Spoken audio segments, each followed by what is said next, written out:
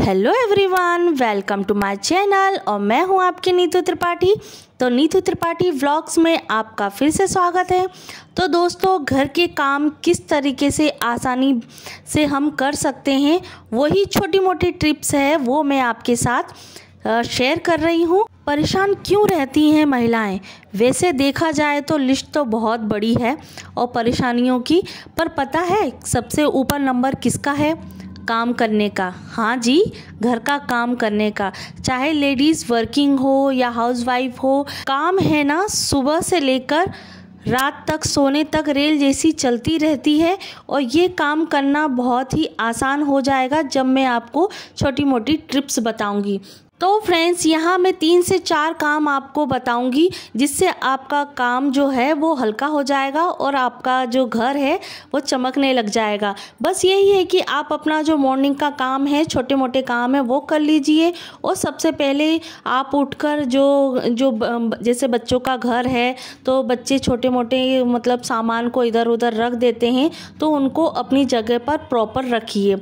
और जब भी आप सामान उठाते हैं वहीं आपको है ना क्लीनिंग, एक कपड़ा उठाना है और आपको क्लीनिंग करनी है उस जगह पे, तो वो फटाफट काम हो जाता है। और फिर दूसरा ये है कि हमारे जो डोर होते हैं वो आप मतलब हफ्ते में एक बार क्लीन कर लीजिए, तो धूल मिट्टी जमती नहीं है, तो ज़्यादा काम हमारे पास रहता नहीं है। और तीसरी टिप्स ये होती है कि आप जब भी ब्रश करते हैं या आप मुंह हाथ धोने के लिए जाते हैं तो वहीं की वहीं आपको अपना जो सिंक है जो आप यूज़ करते हैं तो वो आप उसी समय यूज़ कर लीजिए और उसके बाद आप उसको वॉश कर लीजिए। तो बस यहाँ मैंने बच्चों का एक ब्रश है जो मतलब एक तरीके से वेस्टेज है, तो उसको यूज़ करके आज मैंने सिंक को साफ़ कर दिया है और ज़्यादा मेहनत करने की ज़रूरत भी नहीं पड़ी। और हाथ से धोने से हमारे क्या हाथ भी थोड़ा सा डैमेज हो जाते हैं, तो यहाँ मैंने ब्रश का यूज़ करके फटाफट से मेरा जो काम है वो हो गया है इजी। और वहीं की वहीं मैं साफ़ कर देती हूँ जब भी मैं किसी भी पर्पज़ से जाती हूँ किसी काम से। जैसे फ्रिज में कुछ सामान लेने गई हूँ तो मैं फ्रिज को वहाँ फटाफट से वहीं की वहीं क्लीन कर देती हूँ। और जब भी जैसे मैं खाना बनाने जाती हूँ तो मैं अपना किचन साफ़ कर देती हूँ। तो बस अभी मैं ब्रश वर्श सब जो अपना काम है मुँह हाथ धोने के लिए आई थी, तो उससे पहले भी मैंने अपना ये सब चीज़ें कर ली हैं। अब ये सब चीज़ें हो चुकी हैं, अब आती है हमारे कमरे की बारी, रूम की बारी। तो बस ये है कि अब बच्चे उठ चुके हैं। पहले मैंने ये काम इसलिए नहीं किया था क्योंकि बच्चे और हस्बैंड सो रहे थे। अब बच्चे हस्बैंड दोनों सब जग गए हैं, तो अब आती है हमारी बेड की बारी। क्योंकि अब कहते हैं कि आप जब उठें तो आपका बेड जो है वो जो बेडशीट है प्रॉपर तरीके से बिछा लीजिए तुरंत हम उठने के बाद। पर यह है कि बच्चे नहीं उठेंगे, हस्बैंड नहीं उठेंगे, तो हम बेडशीट किस तरीके से बिछा सकते हैं, दूसरी चेंज कर सकते हैं। तब तक हम आप अपना जो दूसरा काम है वो भी तो है वो हम कर सकते हैं दूसरी टाइम पे।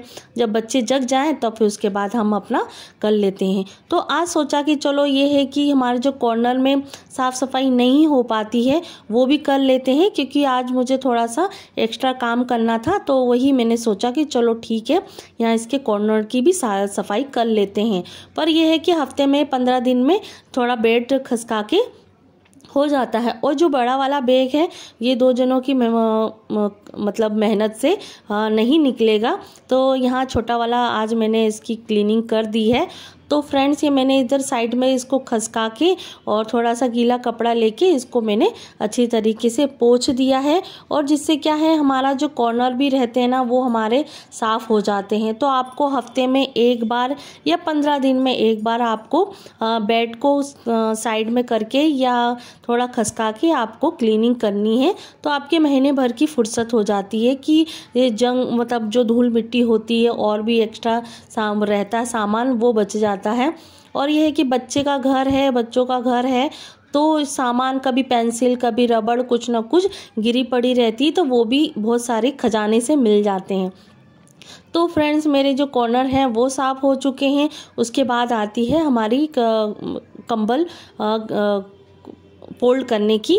तो यहाँ मैं फटाफट से फ़ोल्ड कर देती हूँ, जिससे क्या हमें थोड़ा स्पेस मिल जाएगा क्या क्या साफ़ करना है। तो यहाँ भी सभी फ़ोल्ड हम बेडशीट को और सबको कंबल को हम फ़ोल्ड कर देंगे। तो फ्रेंड, हम काम करते रहते हैं तो हमें एक काम करने का रास्ता भी दिखने लगता है कि इसके बाद हमें ये काम करना है, ये चीज़ पड़ी है तो ये हमें ये काम करना है।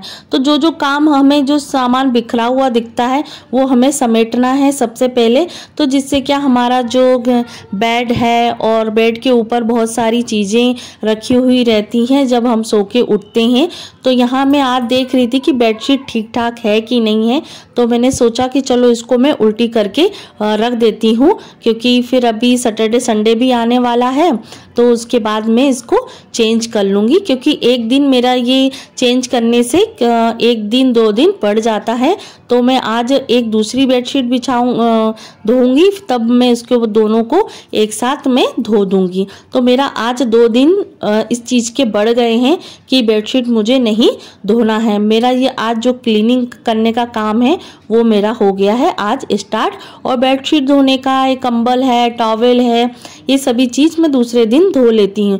और हर चीज़ का एक टाइम टेबल होता है, हर चीज़ का दिन होता है, वो आप उस चीज़ को कर सकते हैं। तो यहाँ मैंने बेड को पूरी तरीके से खाली कर दिया है। और सुबह मैंने मॉर्निंग में चाय पी थी तो मैंने हाथों हाथ कप वहीं कर दिया था, तो उसको भी मैंने हटा दिया है। और ये भी मेरी जो बेडशीट है वो 2 दिन से उल्टी बिछी हुई है, तो आज भी मैं इसको उल्टा करके बिछा देती हूँ। तो ये जब ये वाला बेडशीट धुलेगा दूसरे वाला, तो ये भी मैं बेडशीट धो दूँगी। तो यहाँ मेरा देखिए बेड भी कितना अच्छी तरीके से क्लीन हो गया है।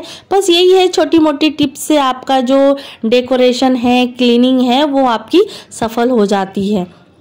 तो फ्रेंड्स, अगली टिप्स ये है कि जब भी हम कपड़े धोते हैं तो इकट्ठा हमारे इतने कपड़ों के ढेर हो जाते हैं कि हम उस चीज़ को मैनेज नहीं कर पाते हैं। तो जैसे आपके हस्बैंड के, बच्चों के 3 से 4 कपड़े होते हैं धोने के लिए, तो आप उसी शाम को जब भी आप फ्री हो, शाम के टाइम पे हर महिलाओं को 1 से 2 घंटा टाइम मिल ही जाता है, तो आप उस टाइम को यूज़फुल बनाइए। और जब बच्चों के कपड़े प्रेस करना है और हस्बैंड के कपड़े प्रेस करना है तो मॉर्निंग में धो के रख दीजिए, और तब तक दोपहर में सूख जाते हैं, तो शाम को आप उस चीज़ को प्रेस कर देते हैं। और जब भी आप इकट्ठा कर लेते हैं तो बहुत यूज़फुल नहीं हो पाता है, तो आपको बर्डन भी लगता है। तो जब भी धो और उसके बाद उसको प्रेस कर दीजिए बाद में। तो फ्रेंड्स, चलते हैं अब किचन की तरफ। तो आज मैं आपके साथ शेयर करना चाहती हूँ एक अच्छी रेसिपी और पौष्टिक रेसिपी। तो फ्रेंड्स, मैं अभी बीट रूट को छील रही हूँ, तो जिससे क्या है, ये फटाफट से ये छीलने से जल्दी छिल जाता है। और आप चाकू से छीलना चाहें तो चाकू से क्या है, थोड़ा जो इसका पिल है वो ज़्यादा वेस्टेज होता है, तो आप हो सके तो छीलनी से यूज़ करें।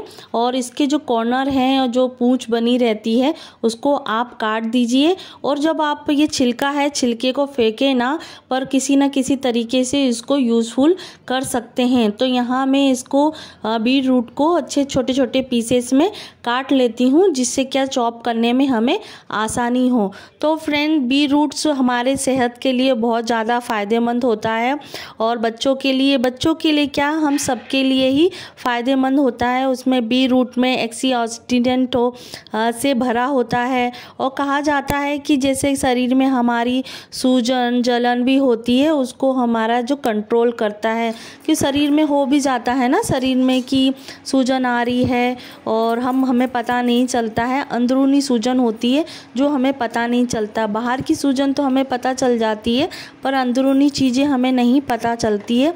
तो आप इस चीज़ को खाइए, और आप सलाद जैसे खा सकते हैं, नॉर्मल खाना पीसेस खाते हैं तो पीसेस खा सकते हैं। और फ्रेंड्स, आज बस इसके बाद मैं चॉप कर रही हूँ पत्ता गोभी। तो पत्ता गोभी भी एक हरी सब्जी में आती है और आपको पता ही होगा कि हरी सब्जी हमारे सेहत के लिए, शरीर के लिए कितने फ़ायदेमंद होती है।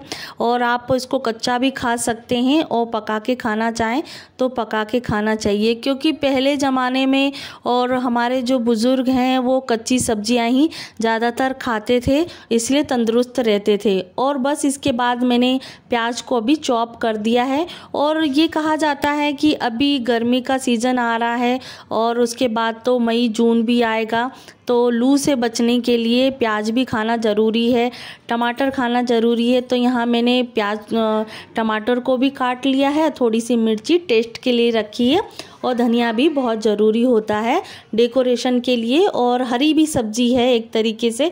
तो यहाँ मैंने आटे को छान लिया है और थोड़ा सा नमक डाला है। आपको जैसे जीरा डालना है तो जीरा भी डाल सकते हैं, कि जीरा भी हमारी सेहत के लिए, डाइजेस्ट के लिए बहुत ज़रूरी होता है। तो यहाँ देखिए हमारा आटा गूंथ चुका है और परोठन के लिए भी मैंने आटा रख लिया है। तो चलते हैं, यहाँ छोटी छोटी सी हमने लोई बना के पराठे जैसे बेलना है। गोल त्रिकोण वाला हमारा जो पराठे होते हैं वो ना बेल के, थोड़ी मेहनत ज़्यादा लग जाती है, उसमें स्टेप बढ़ जाती है। तो आप गोल जैसे रोटी जैसे पराठे होते हैं वो आप बेलिए, फटाफट बिल जाता है और ना ज़्यादा मेहनत की ज़रूरत पड़ती है। और नमक इसीलिए डाला है क्योंकि नमक हमें अलग से ऊपर से डालने की ज़रूरत ना पड़े और थोड़ा सा टेस्ट रहता है। और मैंने 2 in 1 इसीलिए किया है क्योंकि जैसे बच्चे थोड़ा बहुत तो छोड़ देते हैं, तो नमकीन पराठे की तरह उसको भी खा सकते हैं। और बस क्योंकि मैं ये छोटे बच्चे के लिए भी बना रही हूँ और सभी के घर के घर के नाश्ते के लिए भी बना रही हूँ। बड़े तो खा लेते हैं और बच्चों के लिए थोड़ा सा मुश्किल हो जाता है, इसीलिए मैं उसमें नमक डाल के रखी हूँ। क्योंकि एक बच्चा खा लेता है अच्छी तरीके से सैलेड, दूसरा नहीं खाता है तो नॉर्मल टमाटर सॉस लगा के खा लेता है। इसके लिए मैंने इसको नमकीन पराठे जैसा बनाया है। 2 in 1 काम हो जाता है। तो देखिए फ्रेंड, हमारा जो पराठा है वो बन चुका है। अच्छी तरीके से बेलने के बाद, तवे पे डालने के बाद, दोनों तरफ पराठे जैसे बनाते हैं वैसे ही बनाया है। उसके बाद हमने रखी है थाली। डेकोरेशन करने के लिए हमने यहाँ थोड़ा सा टमाटर सॉस लगाया है, केचप लगाया है। और उसके बाद जो हमने सब सब्जियाँ जो चॉप करके रखी थी, तो उसमें प्याज है, बीटरूट है, पत्ता गोभी है, सब चीज़ हम डाल देंगे। और हमने मिर्ची भी डाल दी है, जिसको जैसे तीखा खाना है तो उसके हिसाब से आपको तीखा भी खा लें। और थोड़ा सा हमने गार्लिक डाल दिया है और थोड़ा सा ये धनिया डाला है, और ऊपर से हमने टमाटर डाल दिए हैं। तो फ्रेंड्स यहाँ देखिए भरपूर तरीके से पौष्टिक बन चुका है। और बीटरूट तो हमारे शरीर को खून भी बढ़ाता है और बहुत ज़रूरी होता है बीटरूट। और सभी सब्जियां इतनी पौष्टिक हैं कि आप खा सकते हैं कच्चा। तो फ्रेंड्स, आशा करती हूँ आपको ये छोटी सी रेसिपी और जो छोटी मोटी टिप्स दी है अच्छी लगी होगी। तो लाइक, शेयर, कमेंट ज़रूर कीजिएगा। अगले वीडियो में मिलते हैं।